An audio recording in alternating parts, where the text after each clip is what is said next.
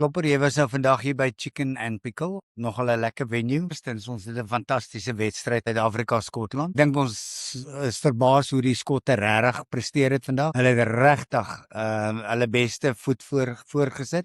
En ek dink elke ou wat by Loftus was, kan nie genoeg sê van hoe lekker dit was. Maar ek dink ons het net so 'n fantastiese dag gehad. Gee my 'n bietjie jou idee van Kansas City, Chicken and Pickle, rugby in die Midwest. Ag, yes, nee, ons goeie comments daar so voel, jy weet, Suid-Afrikaners wat bly in Amerika, hier so in Kansas City, dit is nogals baie fantasties dat almal by mekaar kan kom om die bokke te rugby speel. Chicken and Pickle is baie wonderlike venue. Ek bedoel, yes, hier was baie Suid-Afrikaners, jy kon net groen en goud hier so sien. Dit was baie great. En die rugby, ek bedoel, het opgedaag hier die eerste helfte, maar jy weet, die bok leef. Ons kom altyd bo-op en soos wat ek vir altyd almal sê, Suid-Afrikaanse rugby loop diep vanaf naaste tyd al. Witbroek en al, ons sal altyd bo uit. Dit was 'n goeie dag. Ek bedoel, Chicken Pickle, great venue, het 'n goeie tyd gehad en die bok het gewen. Wat kan ek meer voor vra? Daar was baie Amerikaners wat kon saam kyk. Dit was baie great. Klopper, ek wil jou net goeie advies gee. Jy's 'n boerie.